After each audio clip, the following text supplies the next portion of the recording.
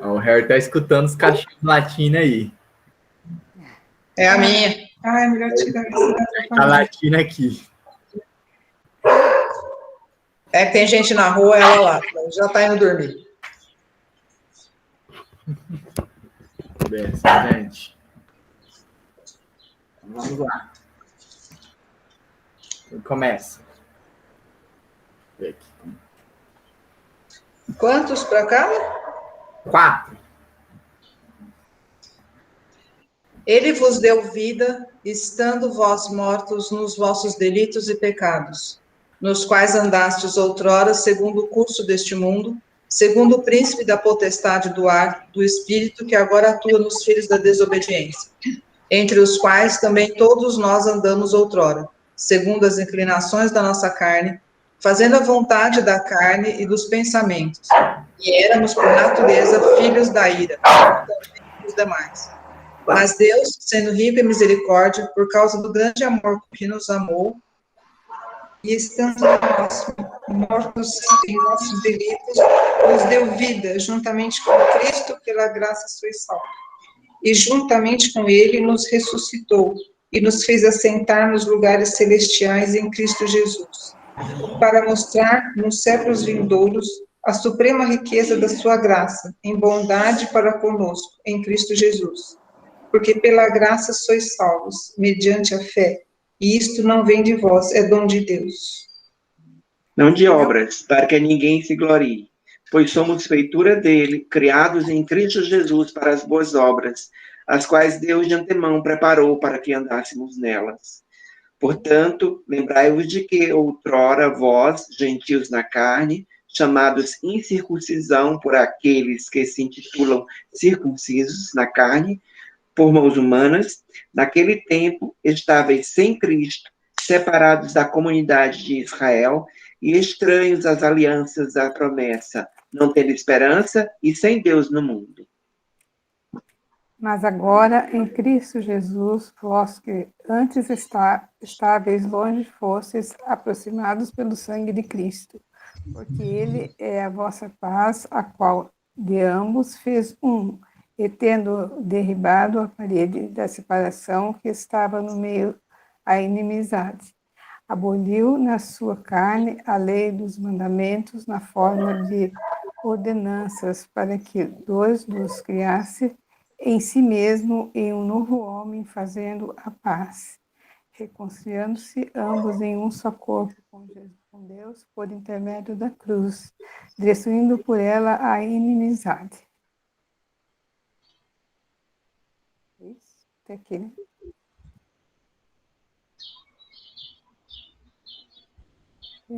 Aonde parou? 17.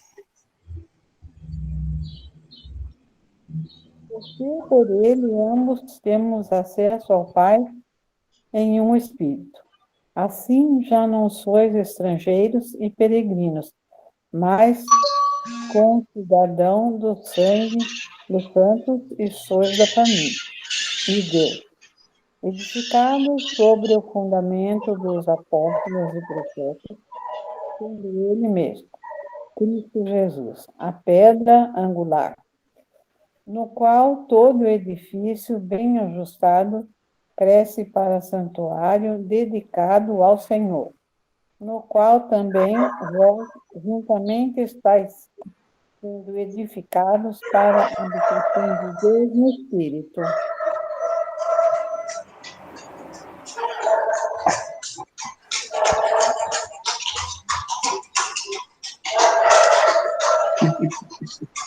Amém, gente? Então, a Cléo entrou. E Cléo? Cheguei atrasado porque eu estava falando com o marido, gente. Não deu para Não, então tá perdoada, tá perdoada. Ele tá bem? Tá sobrevivendo o dia? Tá, hoje o Du estava lá também, hora da visita, e o Du estava lá. Tá lá, né, ainda. Então, eu estava falando com eles lá, mas está bem ainda, tá fazendo só os exames, nem com soro, com nada, ainda não está. Ah, entendi. É mais tranquilo. Atrapalhei o andamento da gravação, né? Não, Não, tranquilo. imagina, de Boa. forma alguma. Você acabou de ler agora o texto. E aí, Efésios 2, né? Efésios 2, que acabou de ler. E aí eu vou projetar agora a tela para a gente ir para esse ponto. Pensar um pouquinho sobre isso, né?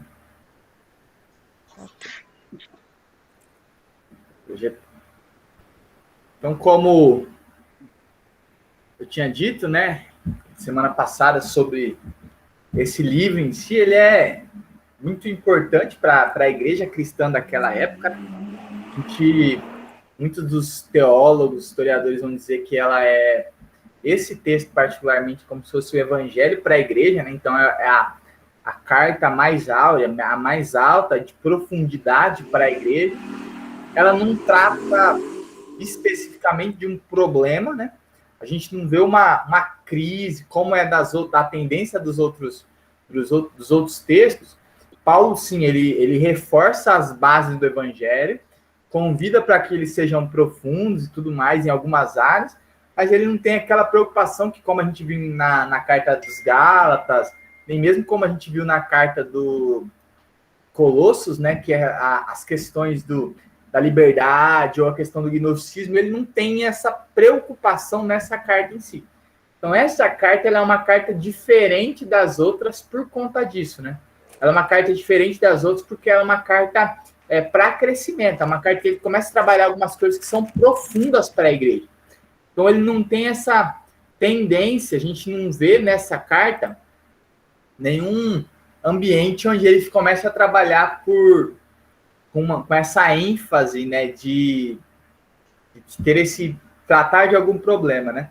E aí ele abre essa epístola, né, essa carta, para ser uma carta aberta para todos, né? Que aí ele vai, um dos textos que é clássico, né? Ele fala, olha, nem judeu, nem grego, em Cristo, todas as coisas foram reconciliadas, né?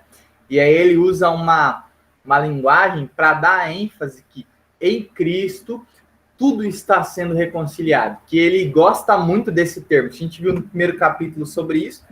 Paulo gosta muito de usar esse termo particularmente, né? Mais fácil.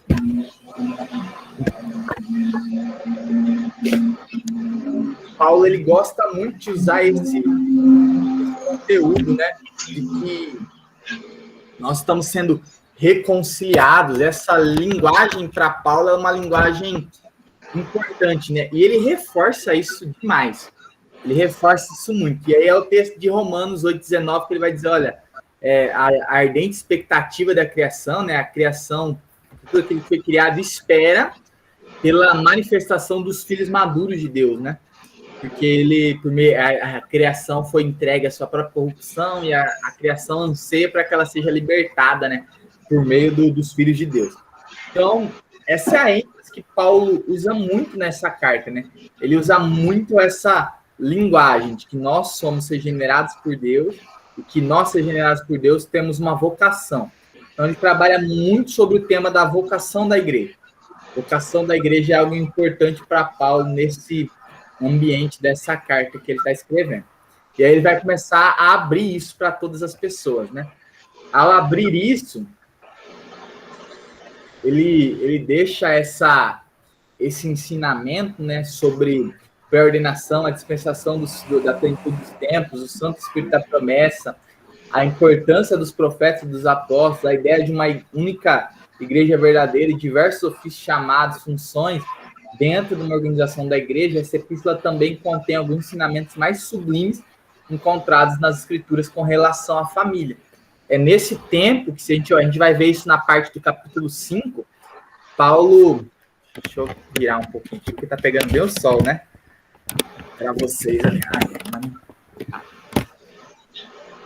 Então, Paulo, nesse tempo, ele começa a trabalhar também sobre família. Uma carta e aí ele vai ter os textos clássicos, né? Que ele fala, olha, filho, não aborreçam, não desobedeçam seus pais, não irem não provoquem a ira no seu filho, e texto sobre o papel, né, do homem e da mulher tem uma autora, chama Kate Keller. Eu não sei quantos conhecem o Timothy Keller, que é um escritor famosíssimo, né, no mundo cristão, um americano. E ele tem a esposa dele fez um livro exatamente baseado nesse texto, só que ela tem uma visão um pouco diferente de nós metodistas, né? A visão dela é uma visão que as mulheres não podem liderar, né? Diferente de nós como metodistas. Mas o livro dela traz muito conteúdo bom, sadio, para a gente usar também. Porque ela faz um estudo muito claro das duas posições. Ela mesmo tendo uma posição convicta para ela, segundo a igreja que ela tem, ela faz um estudo das duas vertentes que são mais usadas hoje em dia, né, que são mais tradicionais hoje em dia, e faz um esboço desse texto, particularmente de Efésios 5, que é maravilhoso. Por quê? Porque Paulo trabalha isso, Paulo começa a abrir isso, né? E ao abrir isso, ele vai profundamente nesses temas. Então, ele caminha profundamente nesses temas que são cristãos, e a gente vai ver mediante essa carta, né? Hoje, no capítulo 2, ele vai dividir esse ambiente, né? Esse capítulo em 2 temas principais, né? Que é primeiro do pecado para a salvação pela graça. Então, ele vai resumir o ambiente da graça, resumir como éramos, como estamos e para onde estamos indo, né? E aí depois ele vai falar sobre os gentios e os judeus são unidos pela cruz de Cristo, né? Então ele vai fazer uma união, ele vai fazer uma junção da reconciliação, né? Que é o tema que ele vai usar bastante nessa carta. Porque essa carta, particularmente, a cidade de Éfeso, diferente da cidade da Galácia, né? Era uma cidade que tinha bastante judeus, igual a Galácia, mas era uma cidade onde os judeus não estavam em crise, que era o que acontecia na Galácia, que eles estavam em crise, falando, olha, vocês têm que, para vocês serem cristãos judeus, vocês têm que se circuncidar. Para Éfeso, Paulo não precisa falar isso, porque os judeus que estavam em Éfeso eram judeus verdadeiramente cristãos, que não se baseavam na circuncisão. Então ele deixa isso muito bem claro na ideia da carta, fala, olha, vocês estão unidos, vocês são reconciliados, Deus está reconciliando todas as coisas. Então essa é uma das importantes ideias que ele constrói durante esse tema, né? Durante esse segundo capítulo que a gente vai ver um pouquinho hoje. E aí o primeiro dos temas, do pecado para a salvação pela graça, ele vai começar a resumir toda essa obra da lei, né, que nós conhecemos como desde a depravação total do ser humano, e ele vai começar a falar, ele falou, ó, ele nos deu vida, que é como ele começa a carta, quando ainda estávamos mortos em nossas transgressões e pecados. Então, ele nos redimiu quando nós ainda éramos culpados, né? Quando ainda nós éramos culpados pelos nossos próprios delitos e pecados, nos quais vocês andaram em outro tempo, segundo o curso deste mundo. Então, nós, quando andávamos mediante esse mundo, nós fomos redimidos por Deus, segundo o príncipe da potestade do ar, do espírito, que agora atua nos filhos da desobediência.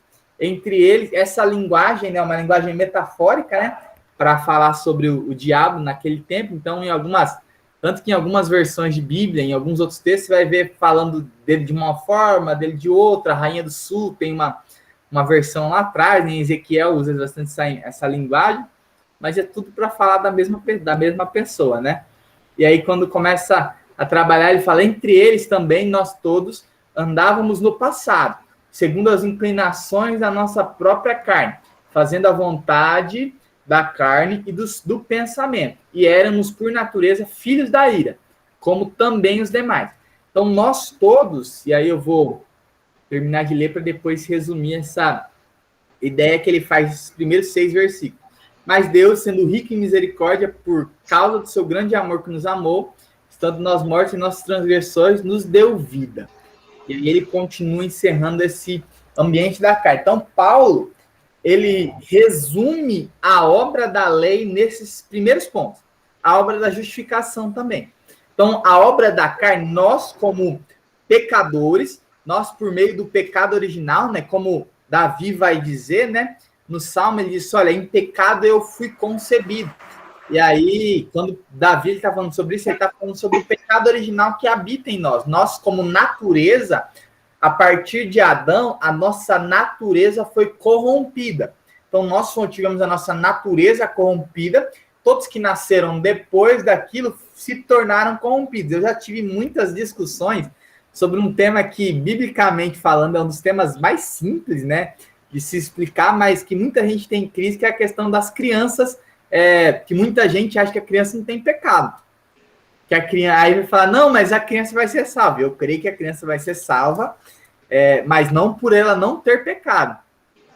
Porque, biblicamente falando, todos nós nascemos mediante ao pecado. E aí eu uso exemplos simples para todos os pais que têm filho, ou para todos os tios como eu, né, que têm sobrinhos. Com 1 ano de idade, meu sobrinho bate no irmão dele. Se meu sobrinho mais velho tira alguma coisa do seu irmãozinho, ele vai lá e bate irritado, irado, nervoso. Por quê? Porque é meu. Então ele já tem o fruto do egoísmo sobre si. Então a gente prova, uma criança de 1 ano já é egoísta o suficiente para querer as coisas só para si e é corrompido pelo pecado. Então, não ter pecado, todos nós nascemos mediante pecado. Tirando Adão e Eva, né, que foram os únicos da raça humana que nasceram sem pecado. E eu falo da raça humana, porque a gente tem Cristo que veio encarnado, né? Então, ele se encarnou e também veio sem pecado, inculpável, como a própria Bíblia nos diz. Mas como seres humanos, desde o início, Adão e Eva e Jesus foram os únicos que nasceram sem pecado. Os únicos que não tiveram pecado em si, a perversão do pecado, que não foram gerados numa linhagem natural. A partir de Adão e Eva, a corrupção entrou na nossa vida, né? E aí Paulo vai falar sobre isso. Olha, nós éramos inclinados.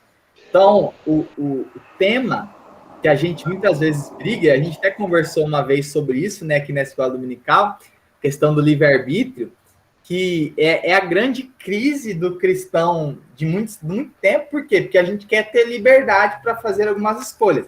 Mas a gente sabe que, e a Bíblia vai falar bastante sobre isso, que nós, como seres humanos, a nossa inclinação é para o pecado. Então nós não temos liberdade, porque nós já somos inclinados por natureza para pecar. O nosso livre-arbítrio foi corrompido para o pecado. Cristo nos dá a oportunidade de caminhar pela liberdade do Espírito, né? Para a liberdade, Cristo nos libertou. Isso não tem a ver com livre-arbítrio. Nosso arbítrio foi corrompido, Cristo assume sobre si a culpa, porque um arbítrio corrompido vai gerar um dos temas da reforma, que é a depravação total, né? Que é a nossa inclinação ao pecado, nós somos depravados. A partir disso, nós estamos debaixo da ira de Deus. Cristo, que é o resumo da justificação, né? Cristo, por sua misericórdia e bondade, por seu amor, ele assume, se coloca debaixo da ira de Deus, por amor a nós, e aí, por Cristo, pela fé em Cristo, nós somos libertos da ira de Deus, e no último dia seremos libertos dessa ira de forma completa, né? Mas nós temos a liberdade para viver em Cristo.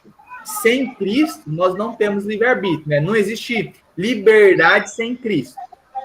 Não existe liberdade sem Cristo, e a palavra também não seria arbítrio, né? Porque o arbítrio está relacionado exatamente sobre a questão da salvação. Então, livre escolha. Nós não teríamos escolha livre de jeito nenhum se não fosse por Cristo. Debaixo de Cristo nós temos ela, como Gálatas vai falar, que para a liberdade Cristo nos libertou, permaneceis, pois firmes, não tornei-vos a pôr sobre o jugo da escravidão, que era o ambiente que nós estávamos, escravos do pecado.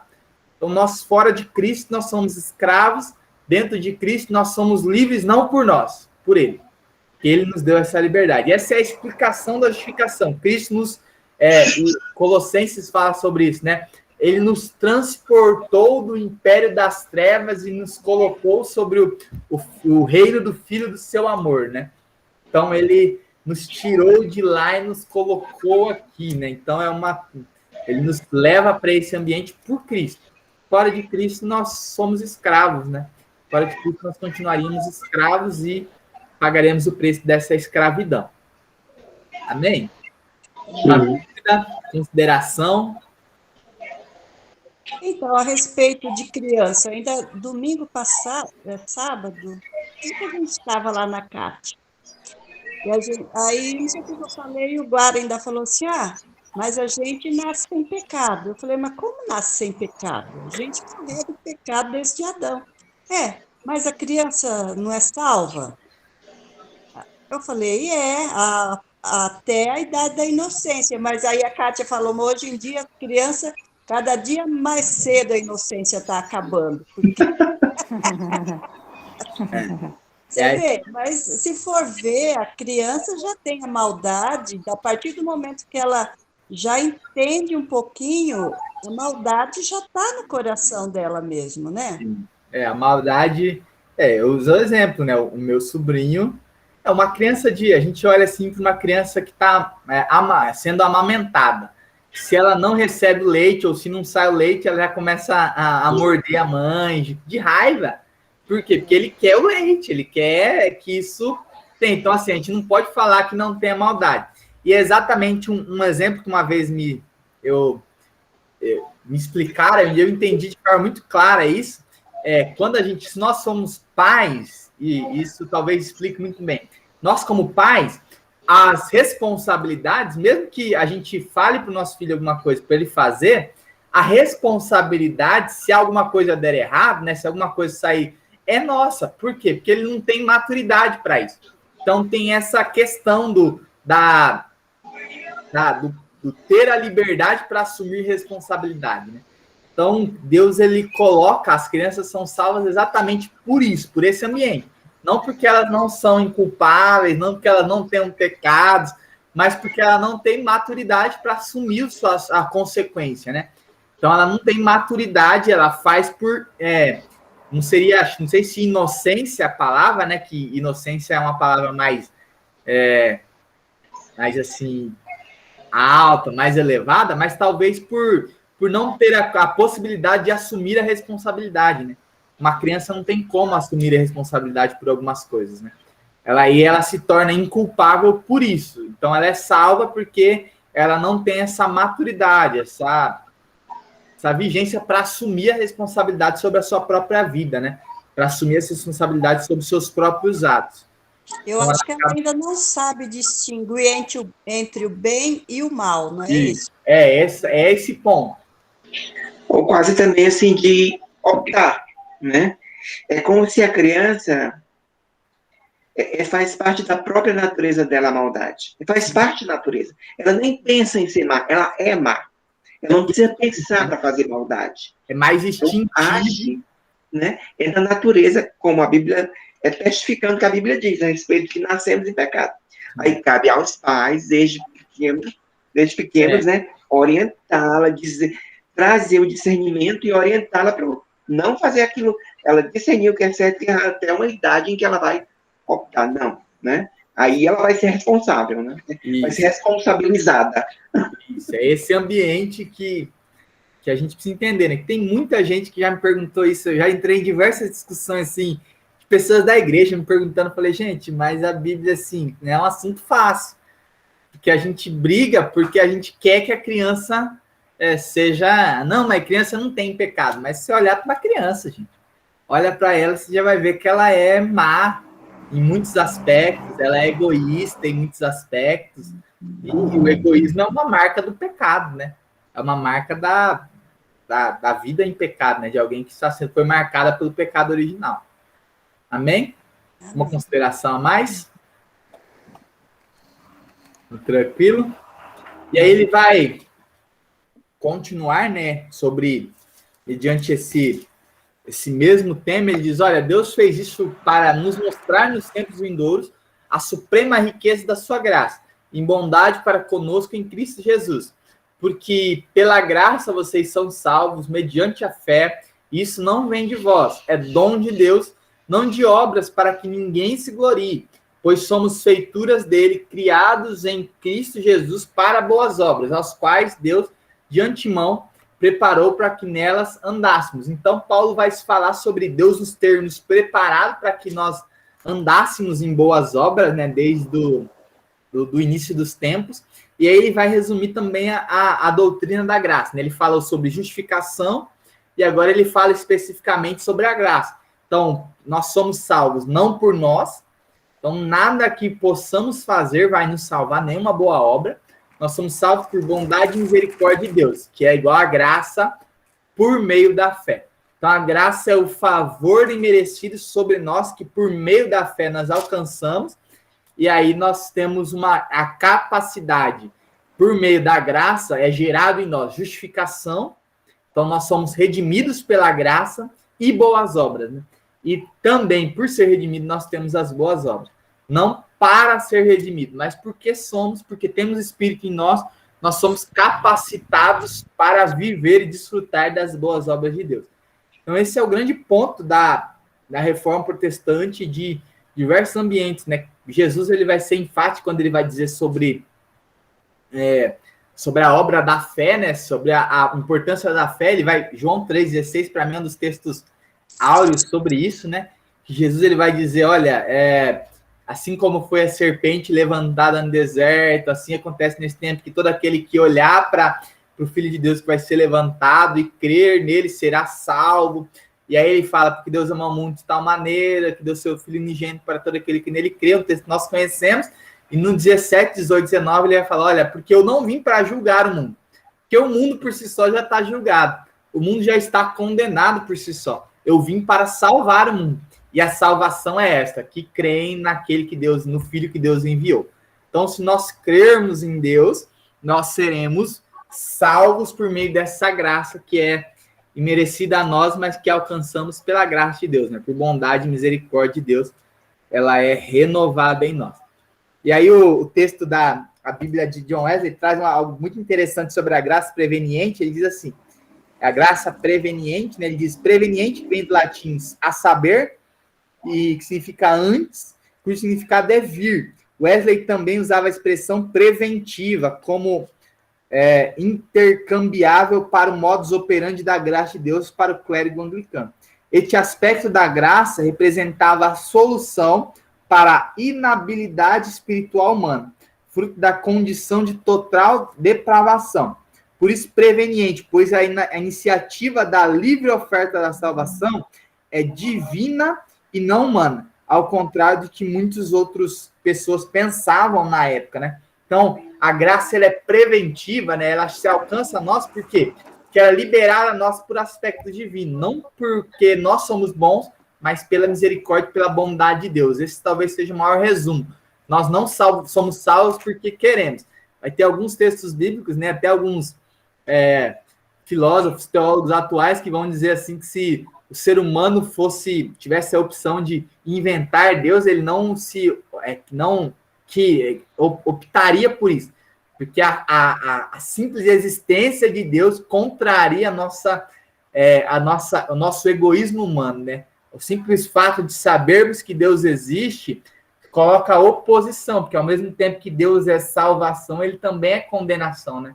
Ele também é justiça. Ao mesmo tempo que ele tem a graça, nós sabemos que ele vai, por sua justiça, condenar. Todos aqueles que não se entregarem a ele serão condenados no último dia. Então, a existência de Deus coloca sobre o ser humano esse peso. A existência de Deus coloca sobre o ser humano esses dois lados da mesma moeda, né? Um Deus que, ao mesmo tempo, ele é amor e graça sobre nós, mas, ao mesmo tempo, ele é justiça. Então, ao mesmo tempo, ele vai nos julgar segundo o seu reto juízo. E a palavra de Deus fala muito sobre isso. Então, a graça, ela é preventiva, porque se nós fôssemos decidir por ela, né? Decidir ir até Deus, nós não queríamos, né? E talvez Babel, eu estava lendo o texto de Babel essa semana, Gênesis 10, ele vai falar um pouco sobre isso, né? O ser humano vai a Deus não para que Deus o salvasse, mas para que ele buscasse glória, né? Porque ele fosse conhecido, famoso. Muitas vezes nós fazemos isso, né? Então, o ser humano por si só, ele não vai a Deus para buscar a salvação, mas ele vai a Deus muitas vezes para buscar glória, buscar reconhecimento. E aí o ser humano, ele é culpado por isso, né? Ele é culpado por esse peso que existe em si. Então, nós temos aqui a doutrina da justificação e da graça sendo exemplificada. Paulo, ele faz esse resumo da obra da justificação. Por que precisamos da justificação? Porque somos condenados, né? Nós éramos condenados sem a justificação. E por que precisamos da graça? Porque a graça nos justifica. Então, essa é a base desses primeiros 10 versículos que Paulo resume nesse tempo. Amém? Considerações? Todo mundo em paz, crente ainda. Todo mundo salvo. Amém. Essa então. Amém, pela graça. Isso aí. É. E aí ele vai falar sobre essa reconciliação, né? Por quê? Porque ele vai começar a caminhar sobre essa obra de Deus que nos reconcilia. Que é um dos fatos importantes da teologia de Paulo, né? Paulo, se nós lembrarmos, ele é o pregador aos gentios, né? Como pregador aos gentios, ele por diversas vezes precisa usar essa linguagem, porque a sua mensagem, por muitas vezes, os gentios estavam sendo menosprezados, né? Então ele tem que reafirmar, ele fala, olha, nós somos em Cristo, não existe separação de povos, não existe separação de cores, não existe separação de homem ou mulher. Em Deus, ele é tudo em todos, né? Cristo é soberano em todas as coisas. E aí ele vai usar um pouco dessa linguagem para discorrer esses próximos versículos, né? E ele vai falar, portanto, lembrem-se de que no passado vocês eram gentios na carne, chamados incircuncisão por aqueles que se intitulam circuncisão, que é feita na carne por mãos humanas. Naquele tempo, vocês estavam sem Cristo, separados da comunidade de Israel e estranhos às alianças da promessa, não tendo esperança e sem Deus no mundo. Então, ele está fazendo esse povo gentil, né, se lembrar de quem eles eram, né? O povo de Israel sempre foi, não por ordenança de Deus, né? Mas ele sempre foi um povo... Aqui, ó, a palavra? Esqueci, gente. Xenofóbico? Que é contra estrangeiros, esqueci o nome da palavra, acho que não é isso. Xenofobia é contra estrangeiros. Acho que não é contra estrangeiros, xenofobia acho que é contra características, né? Contra algum estado, falas, jeitos, né? Mas vocês me entenderam, né? Ele sempre foi contra o estrangeiro. Vamos lá que a menina ficar procurando a palavra que muito tempo. Mas ele sempre foi um povo contra o estrangeiro, não por conta de Deus. Deus, desde do começo, né, do povo judeu, ele sempre deixou muito claro que o estrangeiro, que o povo, Deuteronômio já dizia isso, né? Para eles não perverterem o direito do órfão, da viúva e do estrangeiro. Então, o órfão, a viúva e o estrangeiro sempre foram ajustados, sempre foram aconchegados, desde que abandonassem os seus deuses e se convertessem a Deus. Então, assim, num povo onde Deus era o centro de todas as coisas, eles sempre deixaram muito claro de que para você se aconchegar a esse povo, você precisava aceitar a Deus, né? Deus era o rei da nação. Então, isso foi sempre um princípio. Então, esse foi sempre o ponto básico para você entrar. Só que o povo judeu sempre teve muita crise com o estrangeiro. E veio principalmente depois da divisão dos templos, né? Até porque, se a gente olhar, um dos guardas mais famosos, né, que aparece na Bíblia, e que era um lutador no exército de Davi, né? Que Davi o matou, Urias. Urias não era judeu. Urias, ele era casado com uma judia. Ele estava dentro de uma família judia, mas ele era estrangeiro, ele era hitita. Então, assim, a gente vê um estrangeiro sendo uma pessoa influente naquele povo. Um estrangeiro morando perto do rei, a ponto de Davi conseguir enxergar a casa da sua esposa, sendo influente no meio do povo, a ponto de trazer os recados para o rei. O rei poder mandar chamá-lo, conhecê-lo e trazê-lo para perto, e ele ter voz também para voltar para lá. Então, assim, ele era alguém influente. Não era alguém que vivia às margens. E era um estrangeiro. Então, os estrangeiros não têm essa crise. A crise principal que entra no povo é depois de Roboão, quando tem a divisão da Reino de Sul e Norte, né? Que aí o Reino do Norte é atacado pelos estrangeiros, e aí tem toda aquela questão de os estrangeiros que atacam o norte, eles tiram os homens, levam os homens fortes para ser escravo, enviam homens da sua nação, e aí tem uma contaminação, quando os judeus do Reino do Sul começaram a chamar, né, que eles começaram a virarem estrangeiros, né? Então teve toda essa discussão nessa época que fez uma crise muito grande em relação à a estrangeiros, né? Ser ou não estrangeiro, quem era ou não estrangeiro, quem era ou não gentil. E aí Paulo está falando sobre isso. Por quê? Porque os estrangeiros perdem esse contato com Deus, né? Uma das grandes ênfases dos povos, principalmente dos que atacaram os judeus, era a pluralidade de deuses, né? Eles adoravam diversos deuses. Ele não era um povo deísta, né? Ele não era um povo que tinha um só Deus. Ele era um povo que tinha diversos deuses, né? E aí eles começavam a adorar todos esses deuses, e isso Deus nunca aceitou, né? Então tem essa crise que acontece, e aí Paulo está falando sobre isso, né? Eles não tinham esperança. Como gentios, adoradores de outros deuses, eles estavam separados. Lembrando que eu falei na semana passada, a cidade de Éfeso é uma cidade de uma grande deusa, né? Artemis, que é conhecida pela gente particularmente, né? Por Roma, né? Como a deusa Diana, né? Então era uma deusa conhecida na mitologia. E eles eram grandes adoradores disso. Então Paulo deixa essa antiga aliança para onde eles eram, e agora Paulo vai falar sobre esse novo ambiente que eles estão. Agora eles têm esse novo caminho, né? Mas agora em Cristo, vocês que antes estavam longe foram aproximados pelo sangue de Cristo, porque ele é a nossa paz. De dois povos, ele fez um, e na sua carne derrubou as paredes da separação que estavam no meio, a inimizade. Então eles eram inimigos, tinha a inimizade em si, primeiramente inimizade por Deus, né? Deus sempre deixou muito claro que ele abominava, né, adoradores de outros deuses, né? Ele era uma coisa que feria prostituição, e a prostituição, nós hoje usamos essa palavra simplesmente como numa relação de casal, mas Deus sempre usou essa palavra para falar do seu povo em relação à adoração de outros deuses. Ele sempre falou, vocês se prostituem com outros deuses, você tem prostituído a nação por conta dos outros deuses.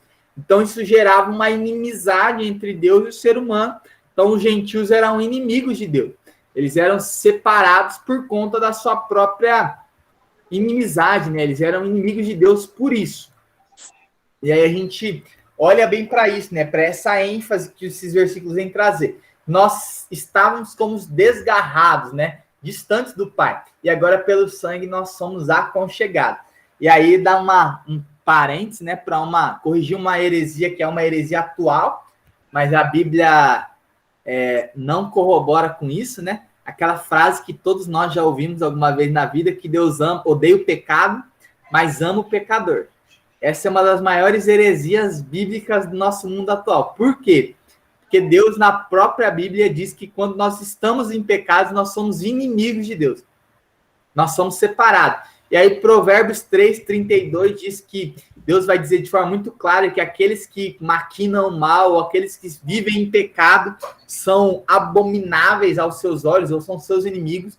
Provérbios 6:16 também diz que Deus odeia, né, os pecadores. E aí vai 16 ao 19, vai dizer sobre as coisas que Deus odeia e das coisas que Deus abomina. E Salmos número 11, versículo 5, também diz que Deus odeia aqueles que praticam a iniquidade, né? Que vivem em pecado, que vivem segundo a sua própria perversão. Então, todos esses textos deixam muito claro que Deus, quando nós estamos em pecado, nós somos inimigos de Deus. Então, essa frase que Deus ama o pecador mesmo estando em pecado é uma heresia. E aí a gente corrige isso como? A graça de Deus está à disposição de todas as pessoas, até aqueles que estão vivendo em pecado. Isso é uma verdade. Mas falar que Deus ama isso, não, eles estão como inimigos de Deus, como por conta da sua iniquidade. Então, aqueles que vivem em pecado, vivem segundo a sua própria carne, né, como o texto começa dizendo, eles estão como inimigos. O texto de Paulo vai dizer isso, quando ele diz, olha, nós estávamos mortos em nossos delitos e pecados, nós éramos desgarrados, mas ele nos deu a graça. Então, por Cristo, nós somos reconciliados. Sem Cristo, não existe reconciliação. Então, essa frase, ela é uma heresia por isso, porque Cristo não compactua, né? Não existe compactuação de Deus entre Deus e o pecado, né? Pastor, Pode falar. assim, eu tô achando, para mim é estranho que Deus odeia o pecado e também odeia o pecador. Assim, eu não sei, por exemplo, Jesus, quando ele veio eu procurar, ele foi atrás das prostitutas, dos publicanos, aquelas pessoas, ele se dispôs para eles. Assim, eu acho que tem aquelas pessoas que são perversas mesmo, que maquinam mal, mas tem outros pecadores, assim, eu não sei, eu acho assim, meio estranho Deus odiar o pecador. Eu creio assim, que Deus vai exercer a sua justiça, tá entendendo? E a pessoa perdeu a chance quando ela não aceita Jesus, mas Deus odiar o pecador, eu acho muito estranha essa palavra, essa expressão, entendeu? Deus odia, ainda mais que a gente é pecador, o senhor falou da graça, a gente é pecador, recebemos a graça, e essa graça é outra humanidade, todos os pecadores, né? O sacrifício de Jesus foi suficiente. Mas, assim, eu confesso que eu acho estranho isso. Deus odeia o pecador. Então, aí é o grande ponto que a gente precisa entender, né? Da diferença do pecado, né, como consequência, e da diferença de uma vida em pecado. Que aí, como a Bíblia vai, em algumas traduções trazem, né, que viviam em seus delitos e pecados ou que viviam em iniquidade. Que é a raiz a iniquidade, o iníquo, aquele que vive mediante que vive mediante seus delitos e pecados, mediante a inclinação dessa carne, esse ele é destituído da graça, não existe graça sobre ele, a graça não está nele. Por isso ele é odiado por Deus, e a palavra odiado significa inimigo, por isso ele é inimigo de Deus. Em algumas versões usam essa tradução, né? Deus ele se faz inimigo, ou abomina. Em algumas provérbios vai dizer isso, né? Na maioria das versões, que a palavra diz exatamente isso. Deus abomina aqueles que fazem isso, né? Então, Deus abomina aqueles que estão vivendo mediante a sua carne. A palavra abominação e a palavra odiar não tem muita diferença no nosso português, né? Se eu abomino algo, eu odeio algo, né? Então, eu não consigo conviver, que é o grande crise, né? De que as pessoas dizem que Deus odeia o pecado, isso é verdade, Deus odeia o pecado, mas não, Deus ama o pecador, mas se o pecador vive em pecado, Deus não tem relação de amor com ele. Então Deus não vive mediante isso. Por quê? Porque ele está destituído, ele está fora desse ambiente, por conta da sua vida em pecado. Então Deus ele abomina essa pessoa por ele estar vivendo, mesmo tendo a graça, né? Mesmo tendo a oportunidade de viver pela graça. Então, isso é uma diferenciação que, hoje em dia, essa frase em si dá legalidade para as pessoas viverem em pecado e falar, não, mas Deus me ama. E aí você fala, não, mas biblicamente não existe. Se você está vivendo mediante sua própria concepção de vida, mediante seus próprios pecados, Deus não está tendo relação com você. A graça de Deus, mesmo Deus te dando a oportunidade da graça, se você não aceitá-la, ele não tem relação contigo. Pode falar, Marta ou Mércia. A Marta, assim, diante de tudo isso que você colocou, e lendo aqui esses textos que você mencionou de Provérbios aí, principalmente o Salmo 11, verso 5, eu não vejo heresia nessa frase. O que eu vejo é uma má explicação. Então, assim, Deus odeia o pecado, realmente, mas não o pecador... Cortou o som. Marta, Mércia, estão sem som. Indústria o ímpio. Ao que ama a violência, transforma o abomina. Então, volta assim, nós aí que nós perdemos. Somos. E ele nos ama. O que eu entendo é que, assim, o que ele abomina é aquele pecador que quer ser pecador, que ele não quer sair daquela vida. Então, assim... Cortou de novo. Ô, Jesus. Cortaram para vocês também? Sim. Cortou. Ah, então... cortou. Marta? Oi? Cortou no meio da fala sua. Repita tudo. Repita assim. Tá Desde bom, o vamos. começo. Depois Tá do todo mundo começo, ouvindo agora? tá. Tá, porque é assim, eu entendo que esse pecador os textos de provérbios que você mencionou e o salmo que você mencionou coloca, é o pecador que vive em pecado por opção dele. É aquilo que o Wellington falou. Ele quer viver em pecado. Porque, assim, no Salmo 11, ele fala que ele nos põe à prova. O Senhor põe à prova ao justo e ao ímpio. Mas ao que ama a violência, sua alma abomina. Então, assim, nós estamos em constante prova. Se nós erramos, nós pecamos, e nós nos damos conta desse pecado, somos pecadores, que nos arrependemos. Nós somos amados por Deus.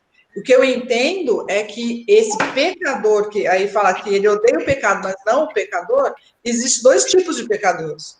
Nós, que nos arrependemos, que nos colocamos diante do trono dele e pedimos esse perdão, esse pecador, ele ama sim. Então, eu acho que aí não, a frase não está errada. E tem o pecador, que é aquele que, tipo assim, olha, fiz e faço de novo se me der vontade.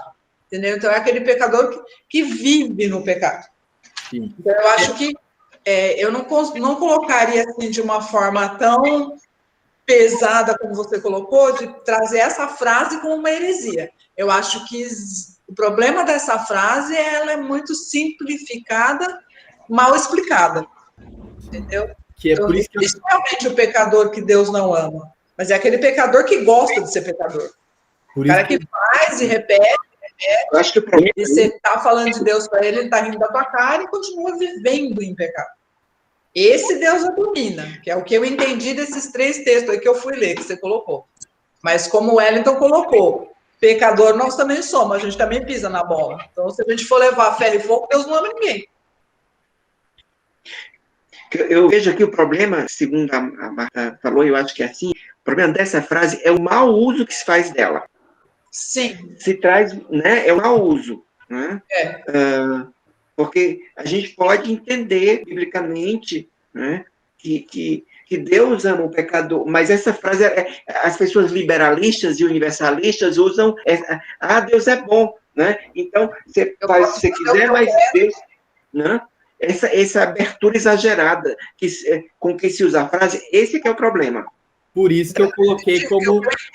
Nessa frase, é uma falta de explicação nela. Não é bem assim, olha, você pode fazer o que você quer, viver do jeito que você quer e que você está de boa lá em cima. Não é desse jeito.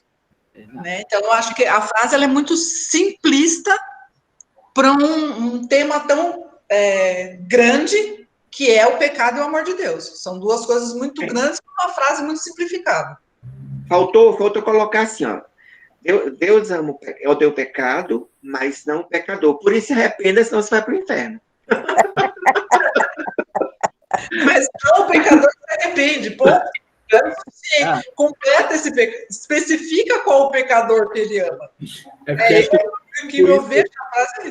Por isso que eu coloquei uma heresia atual. Porque na atualidade, essa frase, gente que como nós, que temos vivido uma vida que sabe que é pecador, que tem a raiz do pecado em si, mas que foi salvo por Cristo e que está lutando diariamente para viver contra o pecado, Cristo não tem problema, a gente não usa essa frase. Quem usa essa frase? Pessoas que normalmente, liberalistas, universalistas, com teologias ruins, que dizem, não, olha, você pode viver sua vida e ainda assim Deus te ama. Você vive sua vida do jeito que você está e ainda assim Deus te ama. Ainda assim Deus ama você. Aí, biblicamente, essa frase não está correta. Por quê? São pessoas que vivem mediante a sua vida pecaminosa, que é a iniquidade, né? Vivem mediante seus delitos e pecados. Então, essas pessoas estão destituídas da graça de Deus. Essas pessoas estão afastadas da graça de Deus. Por quê? Porque não estão vivendo uma vida mediante a submissão de Cristo. Que aí é a diferença entre o pecado e a vivência no pecado, né? Que é a iniquidade. Então, a diferença entre o pecado e a iniquidade. Nós somos pecadores por natureza e nós pecaremos ainda até o resto da nossa vida. Enquanto não formos glorificados, ainda nós teremos os momentos que, por alguma coisa, nós iremos pecar, acontecer algum problema, alguma coisa que acontece, a gente vai pecar. Isso é uma das certezas que nós temos como seres humanos. Mas essa ênfase de que nós, ao pecarmos, nós nos arrependeremos, é a grande marca de todo cristão, né? marca de alguém que não está querendo viver mediante seu pecado. Hoje em dia, por isso que eu trouxe como uma heresia atual, né? Não tão atual, porque Bonhoeffer, num livro que chama Discipulado, ele fala sobre isso, ele fala sobre essa graça barata, né? Uma graça que é baratizada. E aí tem um pastor que eu gosto muito, que ele fala que hoje em dia nós temos um Cristo genérico, né? Faz o mesmo efeito e não cobra nada por isso. E cobra mais barato por isso, né? E uma cruz ortopédica, que se encaixa às nossas limitações, que se encaixa aos nossos jeitões, né? Podemos ser cristão, nós podemos tomar a nossa cruz do nosso próprio jeito. Deus, você não está ligando para isso. Que é o ambiente onde é usada essa frase. Que por isso que eu coloquei uma heresia atual, porque essa frase é usada como esse equívoco, de que as pessoas, mesmo estando vivendo uma vida mediante os seus delitos e pecados, ainda assim são amadas por Deus. Ainda assim são alvos, né, dessa graça, mesmo se não fizerem nada por isso. E aí essa é um dos grandes erros bíblicos de hoje em dia. É atualíssimo isso hoje. Porque a maioria dos evangélicos, né, que largaram, desigrejados e tantos outros, eles pensam assim.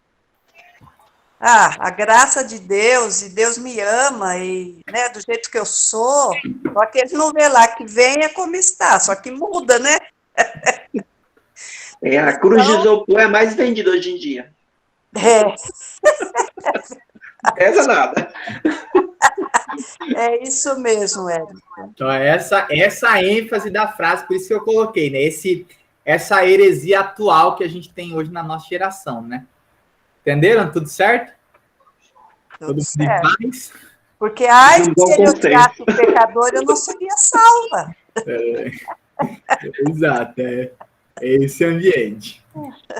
E aí ele vai caminhando para o final, né, desse segundo capítulo. Ele diz, olha, Cristo aboliu a lei dos mandamentos na forma de ordenanças. E aí eu gosto muito dessa frase de Paulo. Fala, olha, Cristo aboliu a lei dos mandamentos na forma de ordenanças, para que dos dois criassem em si uma nova humanidade, fazendo a paz, e reconciliassem ambos em um só corpo com Deus por meio da cruz, destruindo a inimizade por meio dela. E aí ele vai continuar, ele diz, olha, quando veio Cristo, evangelizou, paz a vocês que estavam longe e paz também aos que estavam perto, porque por meio dele ambos temos acesso ao Pai em um só Espírito. No capítulo 4, quando a gente pular para o capítulo 4, a gente vai ver isso muito evidenciado, que o capítulo 4 de Éfeso, Paulo reforça esse mesmo tema da unidade cristã, né, da unidade em Cristo. E aí eu separei um pouco sobre esse ambiente da lei. Eu vi um post essa semana de um pastor que eu gosto bastante, pastor de Joinville, pastor Lipão, e ele estava falando exatamente sobre a diferença da lei. Fizeram uma pergunta para ele de como era a lei, ou por que da lei, se ela é vigente ou não, e ele explicou de uma forma muito interessante, e aí eu vou ler para a gente entender essa diferenciação, né? Fala assim, a lei de Deus dada a Moisés é um conjunto abrangente de diretrizes para assegurar que o comportamento dos israelitas refletiria sua posição como povo escolhido de Deus. Ela abrange o comportamento moral, sua posição como exemplo piedoso para as outras nações, procedimentos sistemáticos para reconhecer a santidade de Deus e a pecaminosidade da humanidade, em uma tentativa de entender melhor o propósito das leis. Judeus cristãos as categorizaram. Isso levou à distinção entre lei moral, a lei cerimonial e a lei judicial. E aí ele vai fazer as três separações. As leis morais, ou a ética, né? Ética moral cristã, né? Como a gente muitas vezes já escutou falar isso, ou mishpahim, refere-se a... E muitas vezes são traduzidas como ordenanças. Disse que mishpahim baseia-se na natureza santa de Deus. Como tal, as ordenanças são sagradas, justas e imutáveis. Seu propósito é promover o bem-estar daqueles que a obedecem. A lei moral abrange um regulamento sobre justiça, respeito, conduta sexual e inclui os 10 mandamentos. Então, a lei moral, ela é vigente até hoje. Nós, como cristãos, estamos debaixo da moralidade de Deus. Deus é santo, nós estamos, por meio de Cristo, debaixo dessa santidade, devemos expressar isso de forma moralmente às pessoas. Então, não tem como um cristão não mostrar que está vivendo uma vida de cristão diariamente, né? Então, a gente sabe, isso é claro, que nós não somos perfeitos. Então, nós sabemos que nós pecaremos até algumas vezes de forma moral. Mas, como cristãos, nós não somos chamados a viver assim. Então, mesmo que pecamos, nós somos convidados a rever a nossa vida diariamente para que moralmente nos pareçamos com Deus. Depois, Efésios vai falar um pouco sobre isso no capítulo 4, quando ele fala que nós somos chamados para termos a maturidade de Cristo, né? Termos Cristo como nosso exemplo. Ele vai falar exatamente sobre isso, como Cristo como nosso exemplo de moral. Então, a moral que Cristo tinha, nós devemos ter também. A santidade que ele tinha, nós devemos ter também. Mesmo que não alcançamos 100%, o nosso alvo é ele, né? Mesmo que ainda, como ele fala em Filipenses, mesmo não tendo alcançado, eu prossigo para o alvo. Então, eu estou prosseguindo para isso. Essa é a base da lei moral, que ela é vigente até hoje. A lei cerimonial, as leis cerimoniais são chamadas de Hukim ou Shukurá, em hebraico, que literalmente significa costumes da nação. As palavras costumam ser traduzidas como estatutos. Essa lei parecem concentrar a atenção do adepto em Deus. Elas incluem instruções sobre como recuperar uma posição justa diante de Deus, por exemplo, sacrifícios e outras cerimônias sobre impureza. Lembram das alianças da obra em Israel, por exemplo, festas e festivais, regulamentos específicos destinados a distinguir os israelitas de seus vizinhos pagãos, por exemplo, restrições dietéticas e de roupas, e sinais que apontam para a vinda do Messias, por exemplo, o sábado, a circuncisão, a Páscoa e a redenção do primogênito. Essa lei cerimonial em Cristo, ela foi abolida.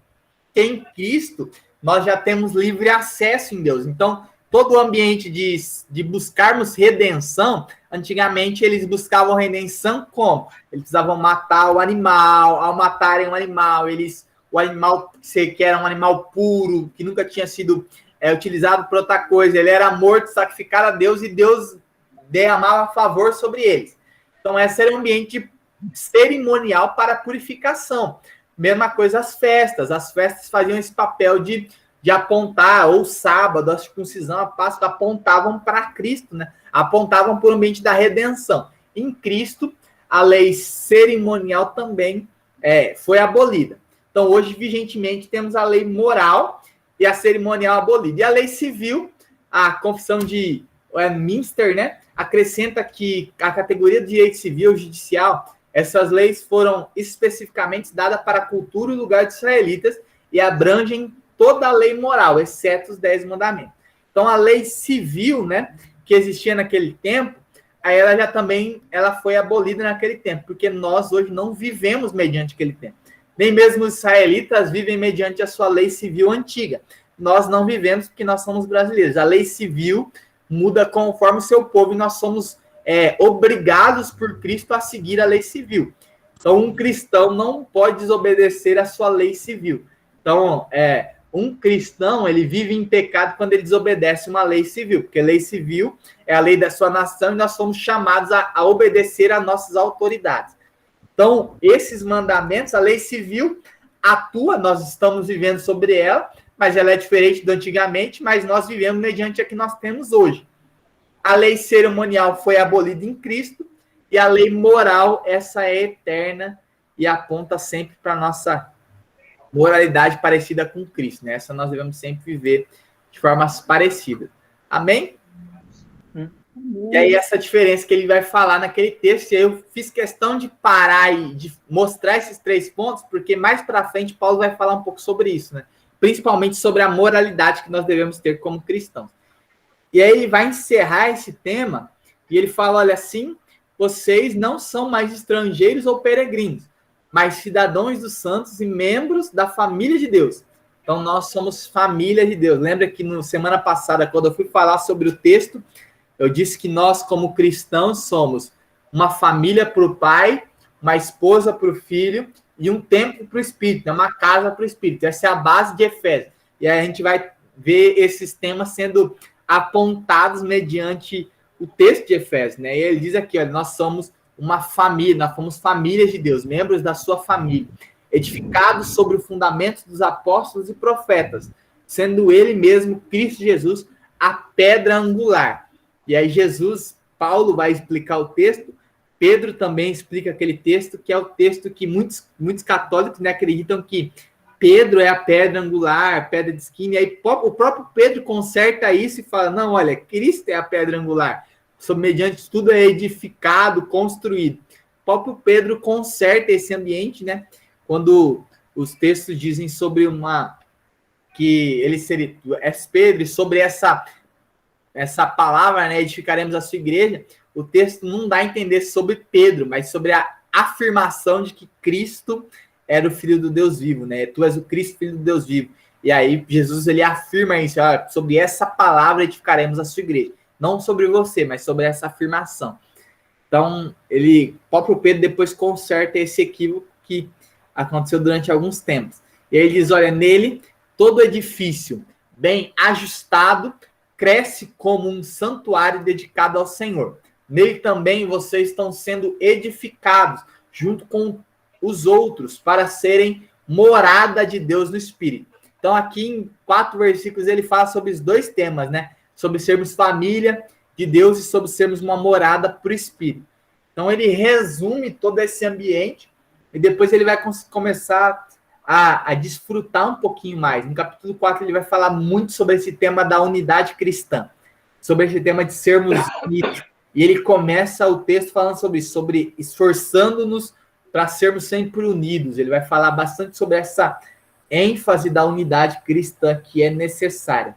Então ele deixa isso muito claro. Nós somos uma família de Deus, nós somos regenerados, justificados por meio da graça, justificação está sobre nós, e esse Deus, ele nos convida para vivermos de uma forma alinhada, ajustada, edificada por ele, crescendo como um santuário para ele, sendo edificados juntos com os outros para sermos uma morada de Deus. Então, nós como igreja somos edificados em Deus. Nós somos em todo tempo nós temos esse crescimento em Deus, e esse crescimento é um crescimento de justificação que o nosso Deus concede a nós. Amém? Amém. Dúvidas, perguntas, considerações? Marta, pode falar, Marta, Mércia. Marta de novo. A Mércia é quietinha. É a porta-voz. Só uma questão que, assim, que às vezes, eu sei que para nós não é, como diz o pastor, não existe crise. Mas a gente vê muito isso nas pessoas que ainda não entendem essa questão das leis. Então, quando o pastor colocou ali essa questão da lei moral, a lei civil, então, assim, Cristo nos ensina que nós devemos seguir realmente a lei civil, né, do nosso povo, do nosso país. Só que nós temos que ponderar muito essa questão, porque, por exemplo, no Brasil, na lei civil, permite o casamento de homossexual. Então, essa questão de seguir a lei, ela também tem que ser ponderada. Nós que somos já cristãos, convertidos, estamos dentro da igreja, nós temos uma visão dessa questão da lei civil. Mas quando a gente vai falar para alguém sobre isso, não, olha, Cristo quer que a gente siga a lei do país, a gente tem que tomar muito cuidado, porque tem muita lei do país que é antibíblica. Né? Então, a gente também tem que ter esse bom senso de ponderar essa questão. Né? Nem sempre a gente deve seguir a lei do país. Que é o ambiente, assim, de que se nós, como cristãos, nós vivemos sobre um país que diz isso. Como cristão, nós não aceitamos. Exatamente. É que nem agora, recentemente, a Argentina aprovou a lei lá do aborto. Isso. Tudo bem que ela foi cassada liminarmente, tem um juiz lá que cassou a lei, ela está isso. Né? Aleluia por esse juiz. Mas é esse ambiente, assim, a gente sabe que existe, não aceitamos, isso é muito claro. Se alguma vez, como em alguns lugares acontece, né, de que o pastor é obrigado a realizar, ou a igreja é obrigada a aceitar, provavelmente eu seria preso, então vocês vamos tudo junto preso, por não aceitar de forma clara isso, e não tem ponto, não tem curvas bíblicas em relação a isso. A minha lei civil diz que o homossexual pode se casar, né? Pode ter a união civil. O meu país aceita, eu não aceito de forma clara, e vou continuar lutando para que isso um dia acabe, né? Mas não posso, como chama? Não posso brigar no sentido de ser ofensivo enquanto a isso. Com meios legais, eu vou brigar contra isso. A questão religiosa aí já é o ponto que, se a lei civil interferir na minha fé e no meu ambiente, a gente tem que ser muito claro em, olha, daqui para cá, se a lei civil algum dia nos mandar realizar um casamento homossexual e ato de prisão, nós seremos presos, e por entender claramente que a lei civil não está acima da lei de Deus, né? Então essa diferenciação. A lei civil, ela existe, nós devemos respeitá-la como pessoas civis, mas entendendo também que ela não está acima da lei de Deus, né? Então, na contraposição entre lei civil e lei de Deus, a lei de Deus está muito acima, e nós vamos seguir a lei de Deus. Mesmo respeitando a lei civil, nós seguiremos a lei de Deus. Pode falar, Rafael. Então, é isso que eu ia falar também. Desde que a lei civil esteja de acordo com a lei de Deus, porque aquilo que não estiver dentro da Bíblia, né, em conformidade com a Bíblia, a gente não é obrigado a aceitar, mesmo correndo o risco de ser preso.